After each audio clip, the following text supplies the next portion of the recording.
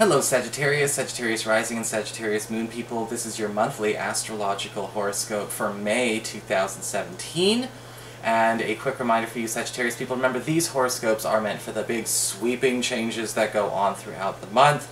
And very seldom does any of the stuff that I'm going to be talking about, for the monthly horoscopes ever last for just 1 week. Or even, certainly not less than that. So if you're ever interested in more day-to-day, short-term angles, I highly recommend that you check out your weekly astrology and tarot horoscopes. Even if you only like astrology, the first half is exclusively astrology, so there's something there for you. And of course, if you ever want to get a session, you can always follow the links below, or go to integrativemysticism.com. So what is going on with the month of May for you Sagittarius people?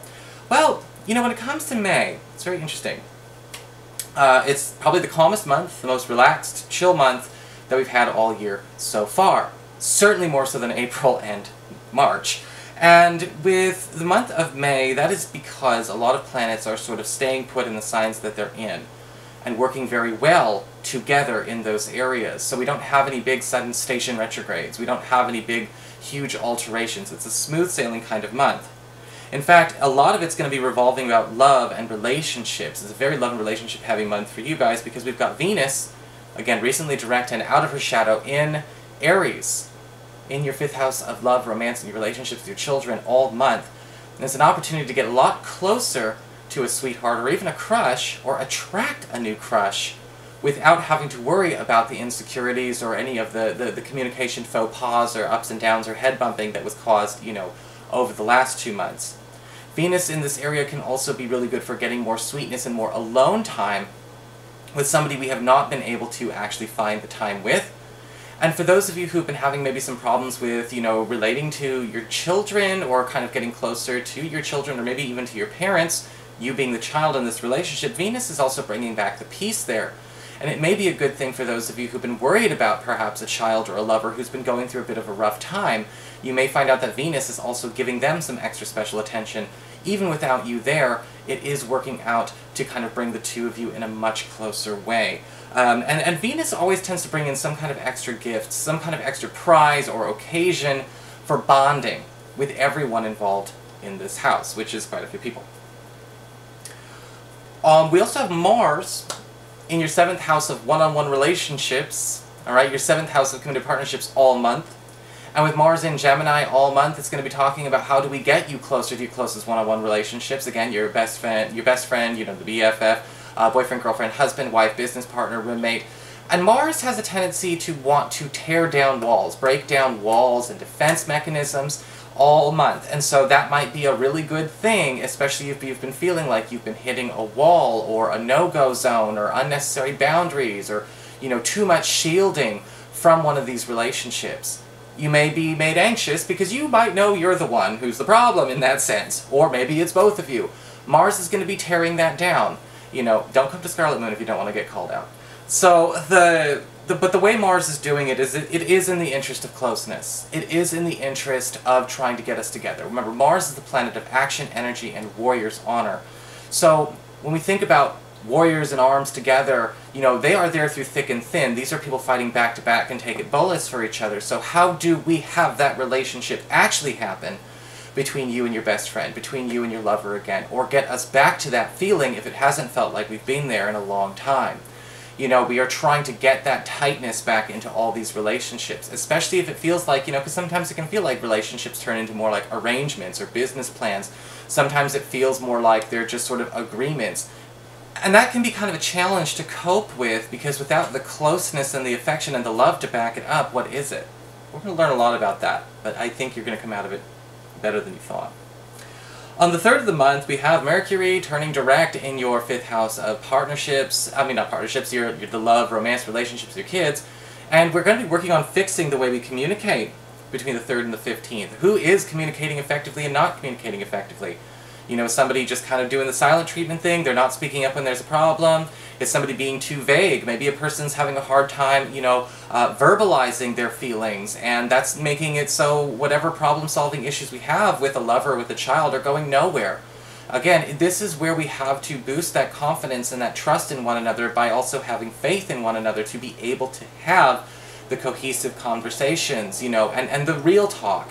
You know, some of us may be ditching the roles a little bit, and we're getting real with each other. It's not about I'm going to talk to you a certain way because you're my girlfriend, I'm your boyfriend, or you're my boyfriend and I'm your girlfriend, or boyfriend, boyfriend, or girlfriend, girlfriend. I'm not going to talk to you a certain way because you're my child and I'm the parent, you know, that kind of thing. We're kind of ditching a lot of that and trying to become real this month. And you may be finding out, because it's in the 5th house, this can also talk about shedding some kind of big pretense, again, with a potential crush or a potential lover that's just been disguised by all the quid pro quo and all of that kind of good stuff. It's not really good all the time. On the 10th of the month, we've got a full moon in Scorpio, in your 12th house, your past, your privacy, and your hidden zone.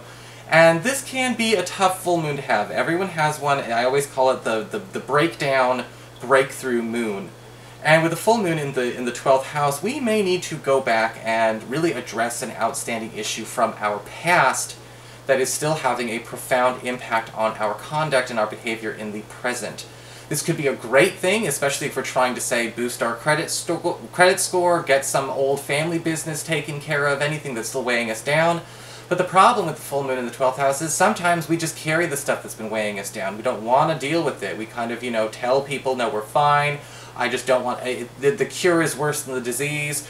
That's not the right attitude to have. And all throughout, you know, the 10th through the 25th of the month, you're going to be noticing it's time to start clearing the air and clearing those old outstanding issues and getting rid of a piece of our own baggage. You know, we don't know. Sometimes it's, you know, again, an issue with a family situation is making it harder to get closer to family members unrelated to it. Sometimes an issue with an ex makes it harder for us to get, you know, get close to somebody who is innocent and brand new. And, or work, or any of those things. And so between them, we're working about clearing out that closet, cleaning out that closet to make room. On the 15th of the month, we've got Mercury moving into your 6th house of work, reputation, and physical health. And if you thought this whole month was going to be all about relationships, don't worry, that's not true, even though a big part of it is. Because with Mercury going into the 6th house, we are speeding up opportunities for you to spread your good name and get into higher circles at the office or in any employment situation that you are looking to get into. We are speeding up developments in a way that may allow you to push for a new job opportunity, a raise, or an improvement in your, you know, in your workload. You may actually be finding that there is an opportunity for you to take on several jobs. You might actually have your pick of the litter between the 15th and the 31st of the month. And a lot of you Sagittarius people may actually find the perfect reason to move on from where you are, whether you're working or not. On the 20th of the month, we've got the Sun moving into that 7th house of committed partnerships, followed almost immediately by a new moon in that area as well. So this is the time where a lot of Sagittarius people are finding people who are official material, or it's time to start thinking about becoming official, you know, putting a ring on it. All of those kinds of energies are really circulating in the last 10 days of this month. Some of you may actually become official. Some of you may even talk about getting engaged or even married. Some of you may even be, you know, getting ready to, again, cohabitate, take things to the next level in a tight one-on-one relationship. I will be careful, though, with all this kind of activity in the 7th house. Some people try to push for that real fast. So if it's only been a month, you know, be careful about a partner or somebody, you know, just stampeding towards a finish line. That's not an innocent, you know, that's not a pure intention. It doesn't mean there's anything wrong with them. They may just be suffering from some kind of, you know, insecurity or conditioning that makes them go that fast. So that may need to be confronted. Sometimes these energies do make that happen. But the nice thing is even if we confront those energies instead of stampeding towards the next mile marker, that's still bringing us closer. That's still bringing us closer to officialhood. That's still making this relationship tighter. And a new moon in this area can also indicate a tighter group of friends, or perhaps even the ideal business partner, the ideal roommate, or the ideal new BFF, even for more, you know, business-oriented or artistically oriented or spiritually or creatively oriented tasks. If you've been trying to find a way to spend more time away from a certain group, transition to a new one, if you've been trying to patch things up with a best friend or a close relative that things have been a little bit strained with, the end of the month is going to be, again, setting new glue, stronger glue to hold the two of you together. So that is your horoscope, Sagittarius. I hope you enjoyed it. If you did, please like, share, and subscribe. You know I appreciate it. And of course, if you ever want to get a session, you can follow the links below or go to integrativemysticism.com.